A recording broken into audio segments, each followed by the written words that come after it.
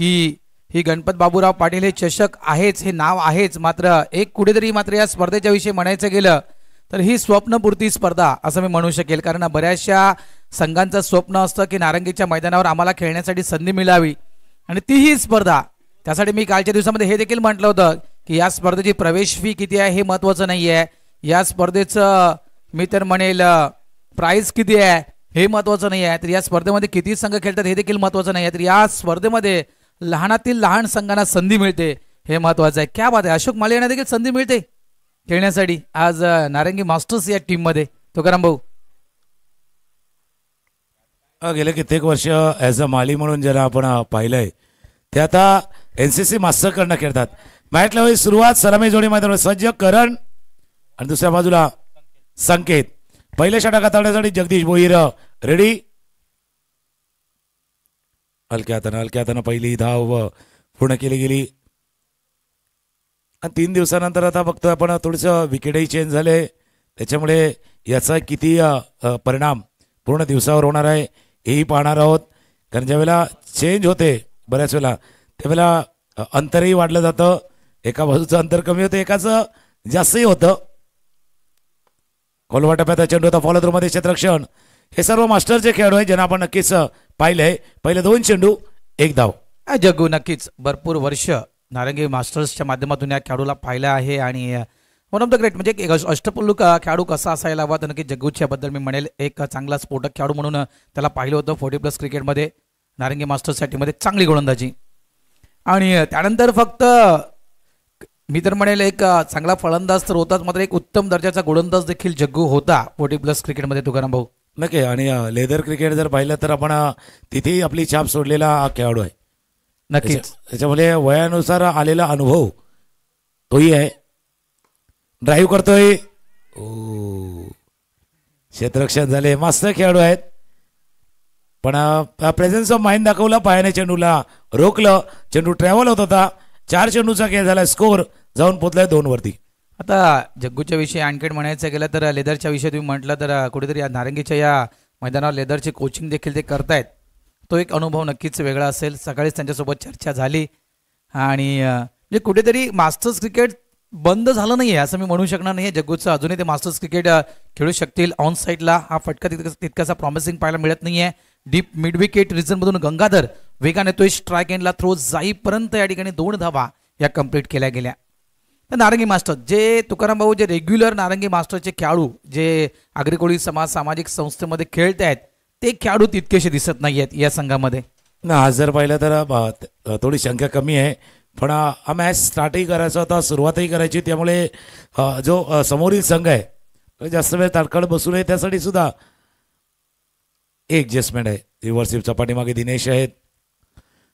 चांगलं षटक बघा. आपण काय चर्चा करतोय जगदीश भोईर यांच्या गोलंदाजीची, कारण इतक्या वर्षानं क्रिकेट खेळत आलेला जो अनुभव आहे, जसं तुम्ही उल्लेख केला मास्टर क्रिकेट, भले काही ज्याला वेळेअभावी बऱ्याच जणांना क्रिकेट आपलं थांबवावं लागतं किंवा थोडंसं बाजूलाही जावं लागतं, पण क्रिकेटप्रती आपलं प्रेम, आपली कमिटमेंट किंवा एक पॅशन असतं. पॅशनेटेड क्रिकेट बऱ्याच जण खेळतात, त्यापैकी जगदीश आहेत. पहिल्या षटकाचा खेळ संपलाय. धावा आहेत 10 फलकावरती 4. टेमिकोडे संघ जो बॅटिंग करतोय त्याने 4 धावा केल्यात.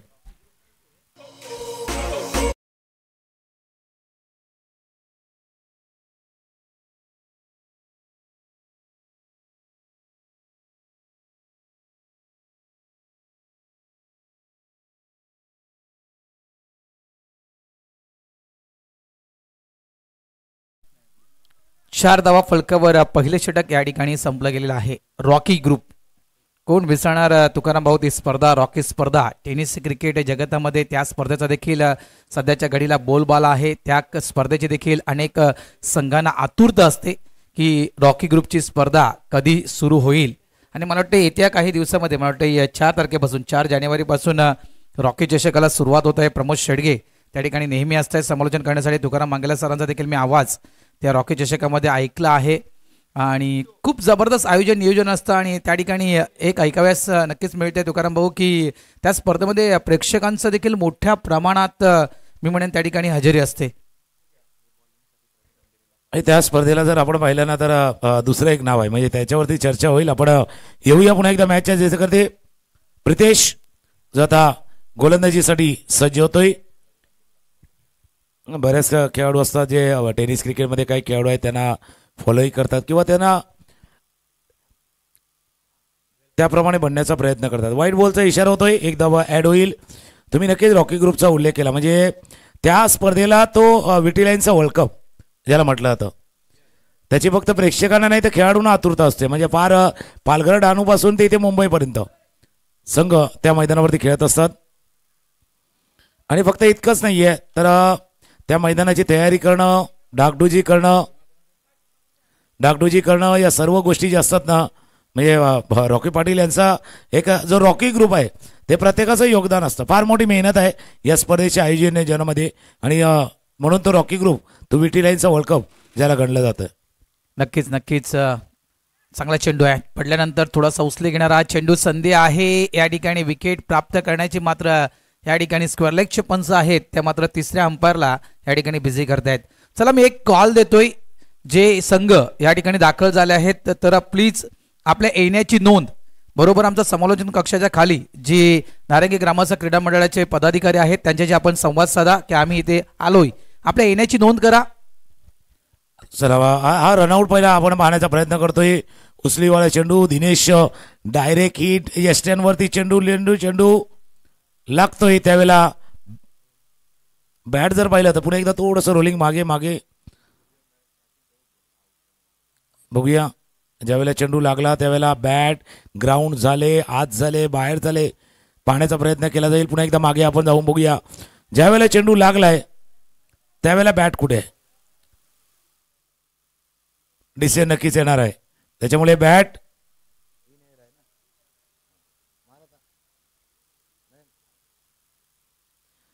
थोडी आपण पाहिलं तर बघा, ज्यावेळेला चेंडू लागतो त्यावेळेला बॅट आले, पण बॅट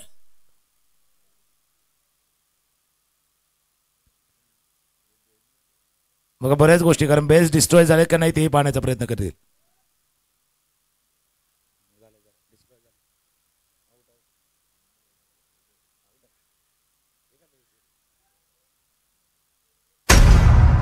इस OUT आउट. कारण ज्यावेळेला बॅट थोडीशी हवेमध्ये होती, कालही आपण असं पाहिलं होतं का बॅट जी ग्राउंड केली जाते भारतजी, ती त्या क्रीजच्या मागून जर तुम्ही जर ग्राउंड केली तर कदाचित हाही जो धावबाद आहे तो होऊ शकला नसता. पण बॅट जी ग्राउंड करण्यात आलेली आहे ती क्रीजच्या आतमध्ये गेली, मग थोडी हवेमध्ये जी बॅट राहिली आणि त्याच वेळेला चेंडू बरोबर आहे यष्ट्यांवरती आदळला आहे. म्हणून जो निर्णय आलाय पुन्हा एकदा आपण बघूया स्क्रीनवरती. यष्ट्याच्या थोडं शरीरावरती चेंडू आदळला, धाव घेण्याचा प्रयत्न, अंडरआर्म थ्रो, सरळ चेंडू यष्ट्यांवरती आदळला आणि त्याच वेळेला बॅट आहे तेवढीशी हवेमध्ये आहे. आणि हे कौशल्य DBNचं सुद्धा 2 कॅमेरेशी करतात, पण क्लीन अँड नीट टेलिकास्ट हे DBNचं जे ब्रीद वाक्य आहे आणि तेच दिसून आलं या धावाच्या सीनमध्ये आणि ती चित्र आपण पाहिलेत. नक्कीच तुकारामजी, DBNचं कॅमेरा वर्क खरोखर अतिशय जबरदस्त आहे. कारण कालच्या दिवसामध्ये देखील आपण अशाच प्रकारची मॅच पाहिली होती. 3 चेंडू 8 धावा षटकार आला होता आणि जवळपास ती मॅच म्हणजे एका चेंडूमध्ये 2 चेंडूमध्ये 4 धावांची गरज असतात. इथे मात्र मोठा फटका आहे, मात्र मागे प्रोडक्शनला फिल्डर आहे मिस्टर गंगाधर. एक सेफ हँड फिल्डर म्हणून नारंगी मास्टर्स या टीम मध्ये त्याच्याकडे पाहिलं जातं. अतिशय सुंदर कॅच त्या ठिकाणी टिपला. आणखी एक धक्का या ठिकाणी रॉकी ग्रुप या टीमला.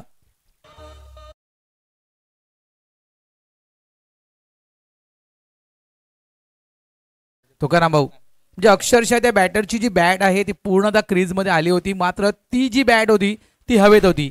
सामना जवळपास 2 चेंडू आणि 4 धावा अशी ती 2 चेंडू आणि 2 धावेची मॅच होती. येस बरोबर आहे, 2 चेंडू आणि 2 धावेची ती मॅच होती. आणि त्यावेळेस तो आलेला रनआउट, अक्षरशः मी म्हणेन याचं सर्व जे श्रेय आहे, त्या रनआउटचं सर्व जे श्रेय आहे ते मी DBN लाईव्हच्या कॅमेरा वर्कला देईल. कारण काय ते कॅमेरा वर्क शेवटच्या क्षणापर्यंत ती बॅट कशी हवेत आहे दर्शवलं गेलं त्या ठिकाणी. आणि त्यानंतर मात्र ती आलेली विकेट त्या मॅचला टर्निंग पॉईंट ठरू शकली आणि तो संघ पराभूत झाला. रोहित चौधरी होते तिथे कॅमेरावर का. आणि प्रत्येकाला कसं आहे की जे काम दिलेलं आहे किंवा जे प्रत्येकाची स्पेशालिटी आहे, समोर जो कॅमेरामॅन आहे त्याचं काम काय आहे, त्यानंतर जो स्क्वेअर लेग किंवा स्क्वेअर ऑफ द विकेट जो कॅमेरामॅन आहे त्याचं काम काय आहे, हे सर्व काही माहिती आहे. त्यामुळे ते कॅमेरावर आपण पाहिलंय.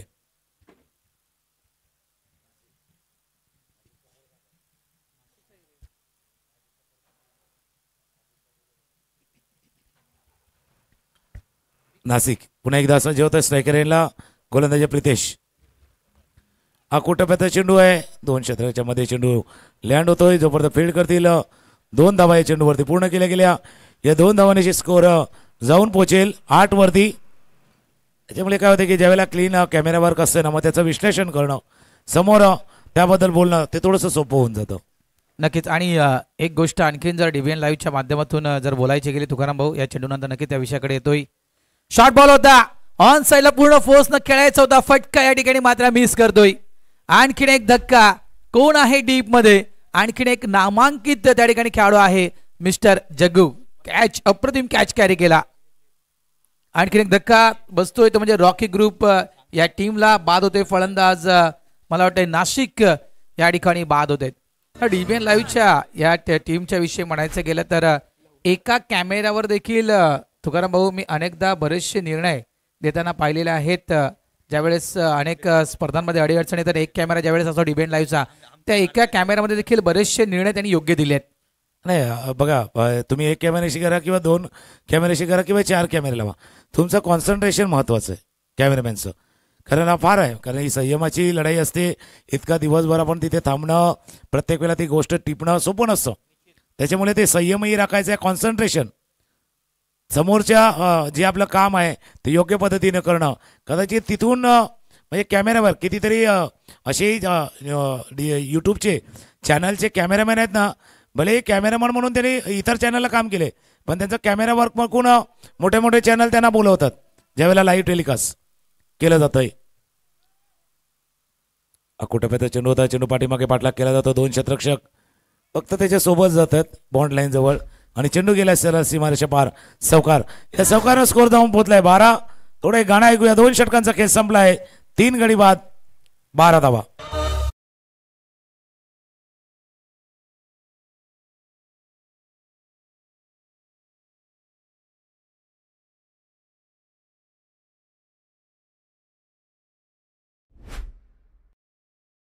काय म्हणजे भारतराजी म्हणजे तुम्ही छोटी स्पर्धा करा मोठी स्पर्धा करा नो डाऊट तुमच्यामध्ये जर टॅलेंट आहे तुम्ही चांगला खेळ केला तरी तुम्ही हायलाईट होणार. तुम्ही चांगलं प्रक्षेपण केलं तरी तुम्ही हायलाईट होणार. आणि तीच तर कॉमेंटेटरची पण आहे. एखाद्या स्पर्धेमध्ये भलेही छोटी स्पर्धा असते पण तुम्ही केलेलं समालोचन कोणतरी ऐकत असतं कोणीतरी नोटीस करत असतं मग तिथून संधी मिळते एखाद्या मोठ्या स्पर्धेमध्ये किंवा एखाद्या नावाजलेल्या स्पर्धेमध्ये. म्हणून स्पर्धा छोटी असो किंवा मोठी तुमचा 100% योगदान देण्याचा प्रयत्न करा. ती मात्र खेळाडूंना लागू आहे पंचांना लागू आहे कॉमेंटेटरला लागू आहे तर यूट्यूब चॅनलचे लाईव्ह करण्याला सुद्धा लागू आहे. तुम्ही तुमचा बेस्ट द्या तुम्हाला एखादी बेस्ट टुर्नामेंट मिळू शकेल. 2 षटकांचा खेळ धावा आहे 10 फलकावरती 12. नक्कीच नक्कीच तुकाराम भाऊ बरोबर तुम्ही म्हटलं. प्रत्येक म्हणजे क्रिकेटचा खेळ असा आहे की त्या क्रिकेटच्या निगडीत जुडलेल्या सर्व ज्या व्यक्ती आहेत त्यांना आपलं 100% द्यावं लागतं. हेच गोलंदाजी ट्रॅकवर आणखीन एक लेजंडरी खेळाडू ज्यांना एक प्रकारे म्हणायचं गेलं तर नारंगी NCC नारंगी मास्टर्स संघ ज्यावेळेस आगरी समाज सामाजिक संस्थेमध्ये दाखल झाला त्या वेळेपासून मात्र या व्यक्तीला मी नारंगी टीममध्ये पाहतोय आणि आज मात्र या मोठ्या स्पर्धेमध्ये खेळाडूला खेळताना पाहतोय. अनेक नावानं प्रसिद्धी मिळवलेला हा एकमेव असा खेळाडू आहे नारंगी गावातील तो म्हणजेच जय किसन. मी त्याला प्रेमाने जॅक असं म्हणतोय. धावसंख्या 12 अंतिम षटक हाताळण्यासाठी जॅक येतोय गोलंदाजी ट्रॅकवर. खूप लेजंडरी आहेत म्हणजे ज्यावेळेस जी सुरुवात झाली होती नारंगी मास्टरची हेच महेश मांगेला असू द्या तुकाराम मांगेला असू द्या शांताराम घरात असू द्या जयप्रकाश घरात दिलीप पाटील असू द्या हे जे लेजंडरी खेळाडू ज्यावेळेस खेळ होतो त्यावेळेसचा तो खेळाडू यावेळेस फुल ऑफलाईन चेंडू ऑन साईडला फटका फसतोय त्या ठिकाणी डीपला प्रोडक्शनला फिल्डर आहे. आणखीन एक विकेट रॉकी ग्रुपची.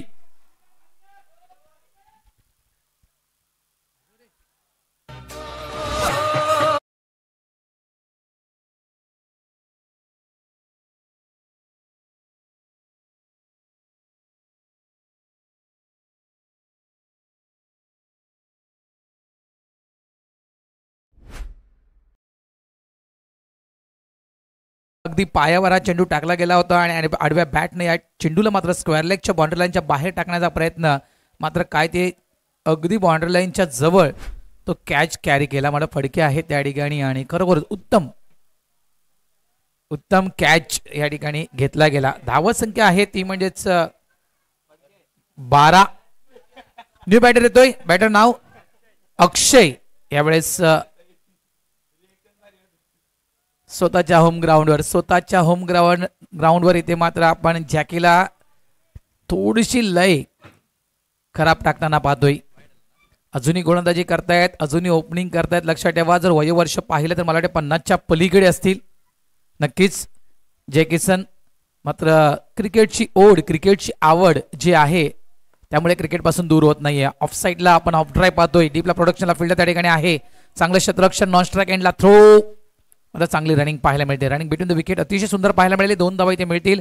धावा झाल्यात फळकावर, त्यामध्येच 15 धावा. एक प्रकारे आपण तुकाराम भाऊ पाहिलं तर लेजेंडरी खेळाडू एका साईडला यंगस्टर्स आहेत, मात्र गोलंदाजी मात्र जबरदस्त होताना नारंगी या टीमची. नक्की जसं तुम्ही जयकिसनचा उल्लेख केला म्हणजे वयाचाही उल्लेख तुम्ही केलाय. 2.2 षटकांचा खेळ, 15 धावा धावफलकावरती आतापर्यंत आल्यात. शेवटच्या 4 चेंडूचा खेळ इनिंग मधला बाकी आहे. स्ट्रायकर एंडला अक्षय, फुलटॉस बॉल गोलंदाजच्या डोक्यावरनं खेळ आहे. समोर पुन्हा एकदा दिनेश येईल वेगाने, तोपर्यंत 2 कारण समोर फ्रेश लेग आहेत.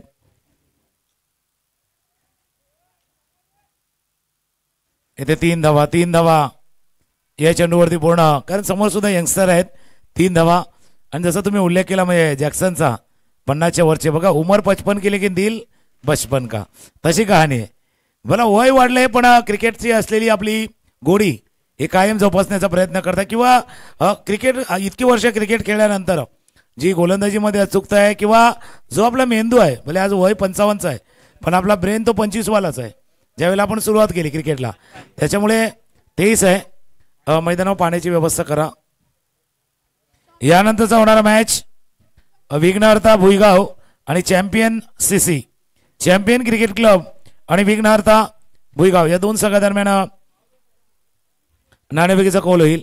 आणि स्पर्धाही अशी आहे म्हणजे बऱ्याच वर्षी तर आपण सुद्धा या स्पर्धेला ॲज अ समालोचक म्हणून आपण आलेले आहात. इतके वर्षाची परंपरा आहे पाटील परिवार पुरस्कृत आणि नारंगी ग्रामस्थ क्रीडा मंडळ यांचे संयुक्त विद्यमान. आणि या स्पर्धा फक्त म्हणजे रेकॉर्डसाठी जास्त संघ नाही खेळत आहेत, प्रत्येकाला खेळण्याची इच्छा असते. कारण इथून एक बॅनर आपण जो बरोबर मेन गेटच्या समोर पाहतोय ना, NCC चषक, म्हणजे तो क्रिकेटचा महासंग्राम आहे, तर ही क्रिकेटची मेजवानी आहे. प्रत्येकाला खेळायचं आहे, मेजवानीचा आनंद घ्यायचा आहे, त्याकरता ही स्पर्धा आहे. पण एक स्पर्धा जी आता जो 9 फेब्रुवारीचा दिवस आहे या मैदानासाठी, नारंगी गावासाठी, नारंगी ग्रामस्थ क्रीडा मंडळाची साठी जो वर्धापन दिन असतो, म्हणजे 2000 सालापासून प्रवास सुरू झाला या मैदानाचा आणि ते जे बनलं गेलं, त्यामुळे 9 फेब्रुवारीच्या त्याच दिवशी बरोबर आपण तो फायनली पाहणार आहोत. आणि NCC चषक तो यावेळी ग्रामीण आणि शहरी अशा 2 विभागामध्ये खेळवला जाणार आहे. नक्कीच खूप मोठं नाव आहे NCC चषकाच्या विषयी म्हणायचं गेलं तर, कारण 25वे वर्ष आणि नक्कीच त्या 25व्या वर्षाचे आम्ही देखील साक्षीदार होतो, ह्याचा आम्हाला अभिमान आहे. ह्यावेळी जागा बनवली होती, शफल होऊन हा फटका एक्झिक्यूट करायचा होता. ऑन साईडला एक मोठा खेळाडू आहे निखिल यांच्याविषयी म्हणायचं गेलं तर, अनेकदा हा खेळाडू ज्यावेळेस खेळण्यासाठी उतरतोय त्यावेळेस या खेळाडूच्या विषयी नेहमी म्हटलं जातं की छोटा पॅकेज बडा धमाका, असे बरेचसे वाक्य या खेळाडूच्या विषयी म्हटलं जातं. मात्र समोर आहे तो एक देखील नामांकित गोलंदाज आहे ज्याच्याकडे आहे अनुभवाची शिदोरी. स्विच हिट खेळण्याचा प्रयत्न यावेळेस केला होता, स्वतःला झोकून दिलं होतं हवेमध्ये. माळे आहेत त्या ठिकाणी, या चेंडूला अडवण्याचा प्रयत्न मात्र त्या ठिकाणी केला होता, मात्र चेंडू अडला नाहीये. 2 धावा इथे मिळते. तिसऱ्याचा प्रयत्न, जॅक धावतोय नॉन स्ट्राईक एंडला. या चेंडूवर मात्र 3री धाव पूर्ण करताना फलंदाज बाद होईल मिस्टर निखिल, आउट.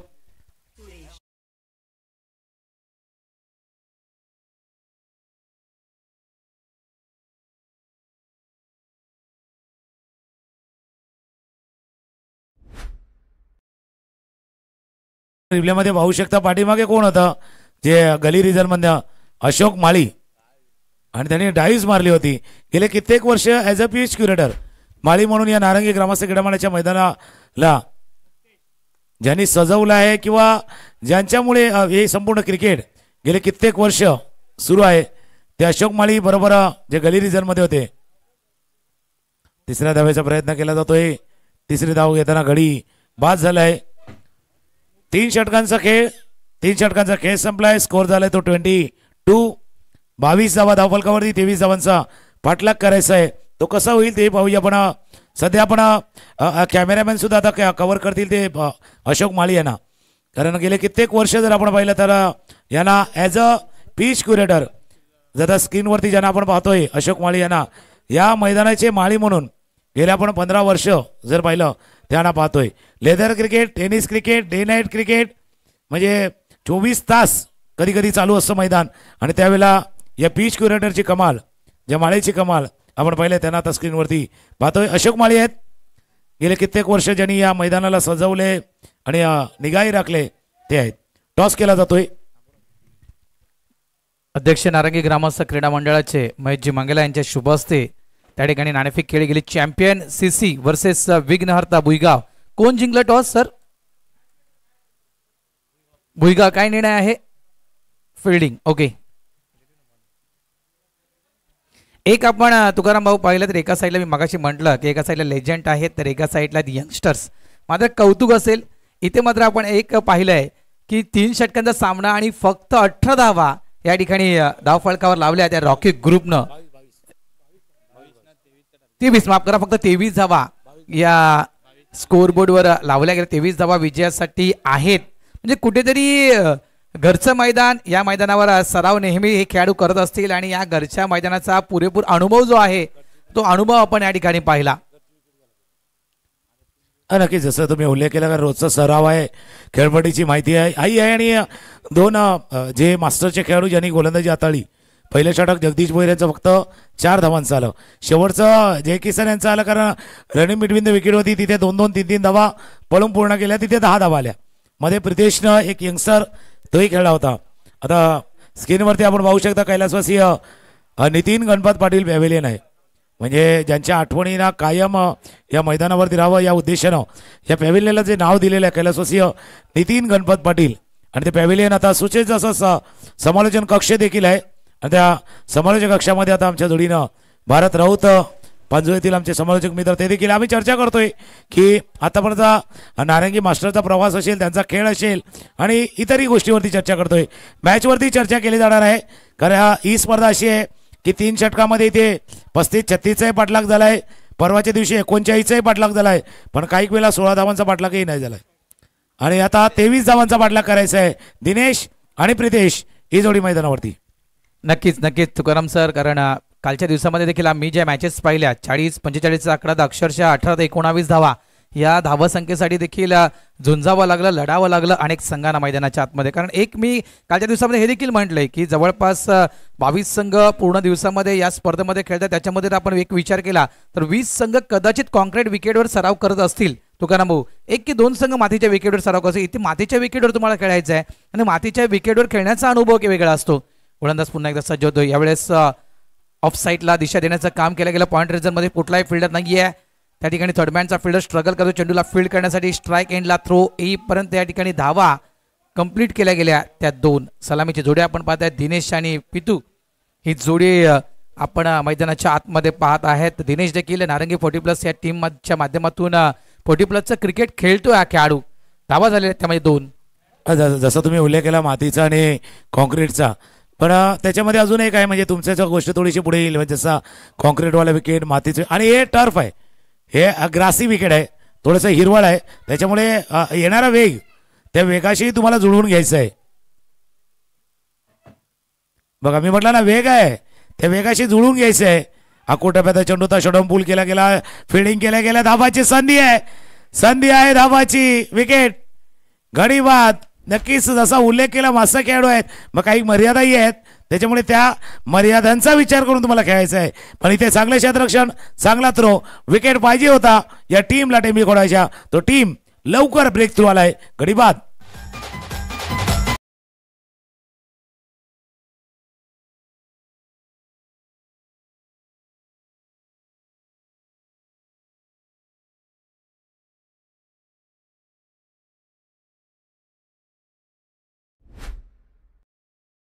अभ्यास केला ना तर आज थोडंसं वेगळं आहे. आज ह्युमिडिटी आहे, थोडंसं उष्ण वातावरण आहे. मागच्या 3 दिवसाचा जर आपण बघितला, आता हवामान खात्याला नाही विचारणार कारण त्याचा कधी अंदाज चुकतो, पण खेळताना तुमचा अंदाज चुकून देऊ नका. तुमचा जर अंदाज चुकला, बघा 2 धावा आहेत नाही आहेत हे पहिल्या रनवरती डिसाईड करायचं असं. कारण चेंडू किती लांब गेला, ज्यावेळेला बिहाइंड द विकेट ज्यावेळेला चेंडू जातो ना तेव्हा नॉनस्ट्राईक एंडचा कॉल असतो, 2 धावा आहेत का नाहीत. In front of the wicket ज्यावेळेला long on long off mid विकेटला येतो ना तेव्हा स्ट्रायकरचा कॉल असतो. त्याच्यामुळे कॉलिंग महत्वाची आहे. या विकेटनं टेंबी कोडाव्या टीमसाठी नक्कीच फायदा ठरला आहे, कारण ब्रेक थ्रू आलाय, नवीन फलंदाज मैदानावर दाखल. अजून एक मास्टर खेळाडू प्रकाश पाटील ऑन स्ट्राईक. नक्कीच या सगळ्या गोष्टी खेळपट्टीवर काही मिली सेकंदामध्ये पूर्ण करणं तुम्हाला गरजेचं आहे. इथे मात्र आलेल्या ऑफ साईडला चेंडूला कट करण्याचा प्रयत्न होता. प्रकाश पाटील हा देखील एक लेजेंडरी खेळाडू आहे. म्हणजे ॲज अ ओपनर बॅटर म्हणून मी अनेकदा प्रकाशला नारंगी मास्टर्सच्या या टीमच्या माध्यमातून खेळताना पाहिले आणि नेहमीच अनेक स्पर्धांमध्ये एक चांगली स्टार्ट प्रकाश पाटीलनं आपल्या टीमसाठी दिली आहे, हे देखील विसरता कामा नये. धावसंख्या 3. ऑन साईडला खेळायचं होतं, यावेळेस चेंडू कट होतोय, आतमध्ये वळतोय हा चेंडू आणि एका बाजूने आपण पाहिलं तर नक्कीच अडचणीमध्ये टाकलं होतं प्रकाश पाटील यांना या चेंडूनं. चांगला चेंडू हाताळला गेला, एक धाव इथे मिळेल. धावा झाल्यात फलकावर त्या म्हणजेच 4 धावा. धाव फलकावर मागचा चेंडू अक्रॉस लाईन केला बॅटच्या आतल्या कडा, थोडा आतल्याकडे लागला, पायावरती आदळला, सिली पॉईंटला चेंडू राहतोय तोपर्यंत एक धाव या चेंडूवरती पूर्ण केली. जसं प्रकाश पाटील यांचा उल्लेख केला, leather cricket as a opener कित्येक इनिंग आहेत त्यांच्या नावावरती, त्याच्यामुळे तिथेही अनुभव आहे. आज तो अनुभव तुम्हालाही दाखवायचा आहे. हलक्या हाताना प्रितेश, एका बाजूला अनुभव आहे, दुसऱ्या बाजूला यंग एक नवोदित खेळाडू आहे. आणि टेंबी कोडावे संघाच्या बाजूने विचार करायचा झाला तर पहिलं षटक हाताळण्याची संधी ज्यावेळेला दिलेली आहे त्यावेळेला पहिल्या षटकामध्ये कमी धावा जातील याची दक्षता त्यांनीही घेतली. 5 चेंडूचा खेळ झालाय, स्कोर 1 गडी बाद 5. कारण 23 धाव्यांचं टार्गेट आहे तुकाराम भाऊ आणि नक्कीच ती दक्षता घ्यावी लागेल प्रत्येक गोलंदाजाला की कमीत कमी धावा. स्टेट बॅटनं खेळलाय, चेंडू हवेत आहे, इथे मात्र चुकी झाली फिल्डर कडून. आणि म्हणतात ना क्रिकेटमध्ये चुकीला माफी नाहीये. प्रयत्न तर चांगला केला होता, मात्र चेंडू 1 बॉल सीमारेषा पार. प्रकाश पाटील यांच्या बॅट मधून येतोय हा चौकार. 4.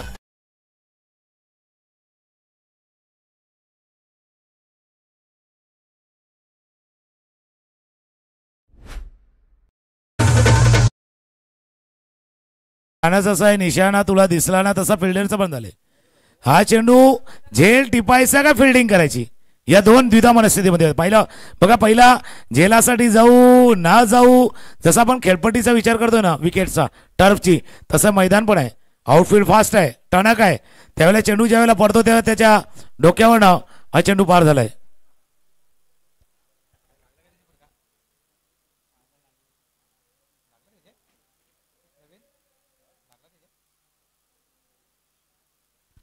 बारा चेंडूमध्ये अजूनही 14 धावांची गरज आहे. काय तो फटका खेळला गेला, सरळ बॅटनं मात्र शॉर्ट बॉल होता आणि खरोखरच अप्रतिम फटका. म्हणजेच खास करून विराट कोहलीचा तो फटका आठवला, ज्याप्रमाणे प्रकाश पाटीलने तो फटका खेळला, स्टेट फटका आणि अगदी तो रायझिंग डिलिव्हरी आपण म्हणू शकतोय त्या लेवलचा, म्हणजे अगदी छातीच्या लेवलचा चेंडू सरळ बॅटनं खेळणं म्हणजे खूप मोठं काम आहे.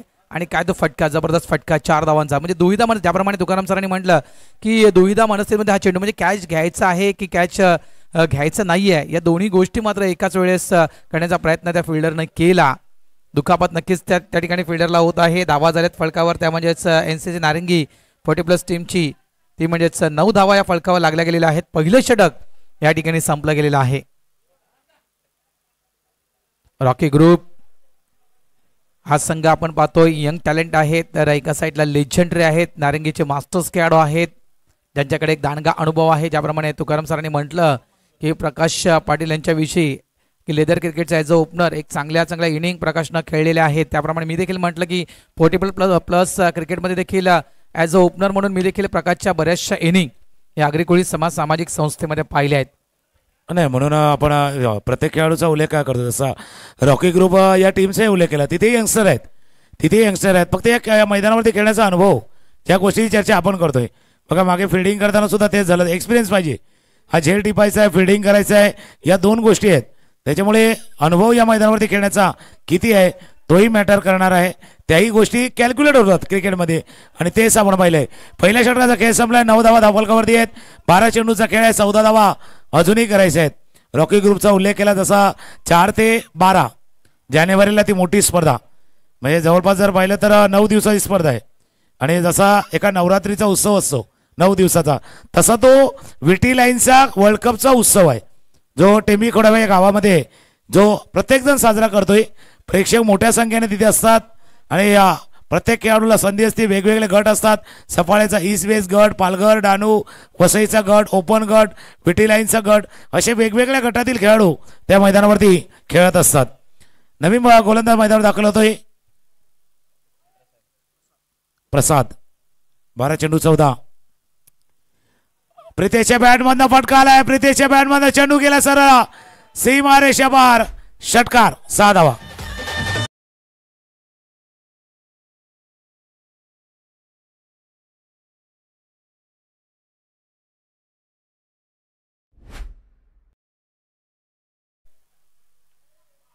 जबरदस्त स्ट्रोक खेळला गेला.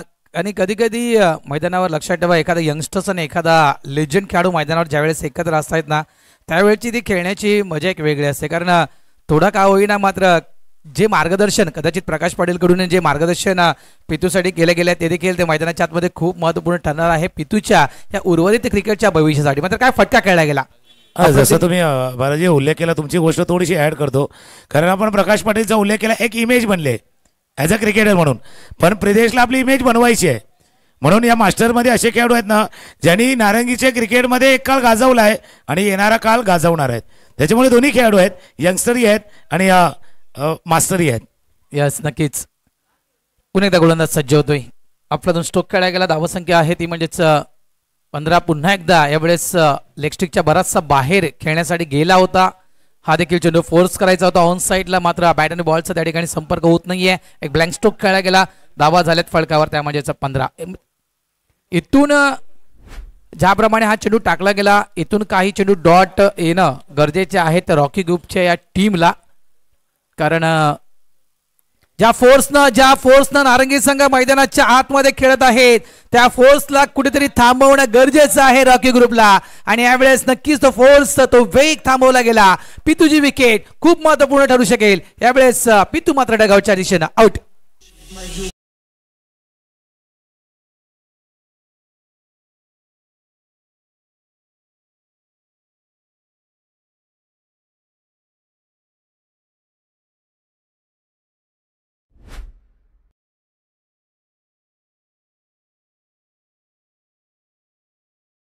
हा फरक असतो, म्हणजे एक यंगस्टर आणि अनुभवाचा. बघा, एक षटकार तुम्ही ठोकलाय, मिडल ऑफ द बॅट केलाय, पुन्हा एकदा एक फॅन्सी स्ट्रोक. बघा, मॅचला बनवणं आणि मॅचला फिनिश करणं याच्यामध्ये थोडासा अंधुकशी रेषा आहे, ती ओळखायची आहे तुम्हाला. तुम्ही मॅच जवळ आणली, मास्टरसाठी तुम्ही मॅच जवळ आणली, पण तुम्ही फिनिश करू शकले असता ना, तुम्ही नॉट आउट बाहेर येऊ शकला असता. या गोष्टी शिकाव्या लागतील. या गोष्टी यंगस्टरला शिकाव्या लागतील की तुम्हाला एक सिक्सर नाही आहे, एक सिक्सरच्या जोडीला इनिंग पेस करायची आहे, इनिंग वाढवायची आहे.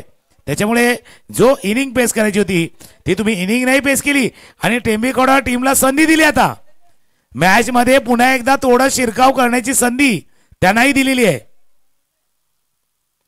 हलक्या हातानं एक धाव या चेंडूवरती पूर्ण स्कोर जाऊन पोहोचला 16-16. 1.4 षटकांचा खेळ झाला. 8 चेंडूचा खेळ शिल्लक आहे. 8 चेंडूमध्ये 7 धावा करायच्या आहेत. त्याच्यामुळे इनिंग स्टार्ट करणं आणि इनिंगला पेस करणं थोडासा फरक आहे. बरोबर म्हटलं तुम्ही तुकाराम भाऊ. कारण इथून ज्याप्रमाणे पितून जो स्ट्रोक खेळला 6 धावेचा, त्यानंतर मात्र कुठेतरी सिंगल डबल या खेळीकडे, कारण तुम्ही एक चांगले खेळाडू आहात, यंग टॅलेंट आहे आणि इथून मॅच तुम्ही आणले, मॅच बनवले आणि मॅच फिनिश करणं हे देखील तुमचं काम होतं. यावेळेस ऑन साईडला फटका चांगला पाहायला मिळतोय. कॉर्नरच्या दिशेने चेंडूला फील्ड केलं गेलं. सिंगल डबल मध्ये पूर्ण करायचं होतं. ही धाव कदाचित जग्गूसाठी धोकादायक ठरू शकली असती, मात्र एक नशिबाची साथ त्या ठिकाणी मिळाली गेली जग्गूला. 2 धाव मात्र या ठिकाणी कंप्लीट. ज्या वेगाने धावल्या त्या 2 धावा पूर्ण केल्यात ना प्रकाश आणि जगदीशनं, म्हणजे यंगस्टरला सुद्धा त्यांच्याकडनं काही शिकावं लागेल. इतक्या धावा जलद गतीनं त्यांना पूर्ण केल्यात. त्याच्यामुळे तिथे रनिंग बिटवीन द विकेट करताना कधी कधी यस नो मध्ये गोंधळ होतो. इथे नाही, यस तर यस. त्यामुळे 2 धावा पूर्ण केल्या. स्कोर जाऊन पोहोचला 18. विकेट पाहिजे टेंबेगौडा टीमला जर मॅच मध्ये यायचं आहे. 7 चेंडू 5 धावा. ऑफ तुमच्या बाहेर टॅप करायचा प्रयत्न. बघा, ही कमाल आहे. जग्गूला कदाचित मला असं वाटलं होतं की जग्गू डायरेक्ट बाउंड्री लाईनच्या बाहेर जाईल की काय धावत नाही. बघा, डेंजर एंडला ते होते, कारण वाटलं होतं स्ट्रायकर एंडला थ्रो होईल. स्कोर जाऊन पोहोचला 19-19. 4 धावांची आवश्यकता आहे. 6 चेंडू 4 धावा. पण मॅच पण असा 60-40 वाला आहे. 6-4 वाला नाही आहे, 60-40 वाला आहे. जर सेन्सेबल खेळला तर मास्टर पुढे जाईल. पण एखादा गोलंदाज असा आला टेंबेगौडा टीमकडे, रॉकी ग्रुप टेंबेगौडा, तर कदाचित 2 ते 3 चांगले चेंडू 2 ते 3 चांगले चेंडू टिचून मारा, एखादा विकेट, मॅच मधला वाढणारा रोमांच, देणारा दबाव, या सर्व गोष्टी पाहता हा मॅच 60-40 वाला आहे. 60 मास्टरकडे, 40 टेमीकडे, पण हा मॅच कधी पलट येऊ शकतो, 50-50 होऊ शकतो. त्याच्यामुळे मॅच ऑन आहे. नक्कीच मॅच ऑन आहे आणि तुम्ही बरोबर म्हटलं, इथून कुठेतरी एक सेन्सिबल क्रिकेट खेळणं देखील गरजेचं आहे 40+ क्रिकेट टीम नारंगीसाठी. त्यानंतर ज्याप्रमाणे तुम्ही उल्लेख केला की जवळपास 6 चेंडू आणि 6 चेंडूमध्ये 4 धावा तुम्हाला करायचे आहेत. काय करावं लागेल टेमीखोडा या टीमला, तर इथून काही चेंडू म्हणजे जवळपास 3 ते 4 चेंडू, मॅक्झिमम 3 चेंडू, एक चांगले चेंडू तुम्हाला टाकावे लागतील. या 3 चेंडूमध्ये मात्र एखादी विकेट, काही डॉट बॉल हे यायला हवेत. जर तसं घडलं तर नक्की ज्याप्रमाणे तुम्ही उल्लेख केला की मॅच 50-50 होऊ शकेल, नक्कीच होऊ शकेल. मग त्याप्रमाणे तो कारनामा, ती कामगिरी गोलंदाजाला करून दाखवावी लागेल. नक्की, म्हणून पहिले जसं तुम्ही चांगला उल्लेख केला, पहिले 3 चेंडू फार महत्वाचे आहेत. मी म्हटलं ना, पहिले 3 चेंडू, 1 2 3, पहिले 3 चेंडू फार निर्णायक आहे. मॅच आहे 5 चेंडूचा खेळ आहे, 4 धावांची गज आहे, टाळ्यांचा गजर टेमीखोडाच्या डगआउट मध्ये पण आलाय. कारण शेवटचं षटक आदित्य हाताळतोय, आदित्यकडे क्षमता आहे, उंच पुरा हाय ऍक्शन, 5 चेंडू 4 धावा. कदाचित ती क्षमता असू शकेल, कारण ज्याप्रमाणे कॉन्फरन्स मैदानाच्या आतमध्ये घेतली गेली, अंतिम षटक कोणाकडे द्यायला हवं त्यावेळेस आदित्यांना कॉल दिला गेला, त्या कारणाचा कदाचित त्या लेवलचा, त्या कॅलिबरचा तो गोलंदाज असू शकेल. ऑफ साईडला फक्त या ठिकाणी कट केला गेला. पॉईंट रेझरमध्ये आपण फिल्डरला पाहतोय, ती एक धाव मिळेल. सिंगलना मात्र स्कोरबोर्ड पुढे सरकतोय. धावा झाली आहेत त्या म्हणजेच 20, 3 धावांची गरज आहे. चेंडू शिल्लक आहे ते म्हणजेच 4. मॅच अजूनही संपली नाहीये, मॅच अजूनही संपली नाहीये, अजूनही मॅच गरमागरम आहे मी तर म्हणेल. जसं 5-3चा मॅच होता, सफाळ्याचा संघ खेळत होता, तिथे 5-3चा मॅच होता, तो शेवटच्या चेंडूपर्यंत गेला होता. स्ट्रायकर जगदीश अकोटप्याचा चेंडू तो षडंपूल करण्याचा प्रयत्न, इथे धाव जलद गतीनं. ओ डायरेक्ट हिट पाहिजे होता, डायरेक्ट हिट पाहिजे होता. त्याच्यामुळे डायरेक्ट हिटच या मॅच मध्ये पुन्हा एकदा या टेमीकडे टीमला फिट करू शकले असता. डायरेक्ट हिट त्यांना फिट करू शकले असता. डायरेक्ट हिट बॅट्समन गेला असता. 3 चेंडू आणि 2 धावा. नक्कीच टेमीखोडा रॉकी ग्रुप या टीमला फिट करू शकला असता तो डायरेक्ट हिट, मात्र तो डायरेक्ट हिट झाला नाहीये. 2 धावा अजूनही करायच्या आहेत. ऑफ साइडला हा फेवरेट स्ट्रोक आहे, हा फेवरेट स्ट्रोक आहे. असे फटके प्रकाश पटेलच्या बॅट मधून अनेकदा पाहिले आहेत. यावेळेस खेळ खलास, चौकार.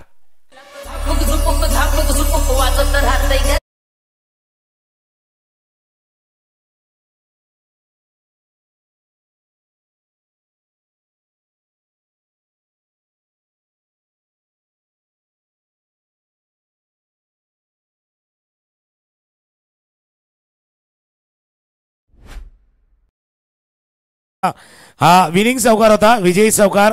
आणि जसं तुम्ही नक्की चांगला उल्लेख केला, फेवरेट स्ट्रोक आहे, फेवरेट झोन आहे.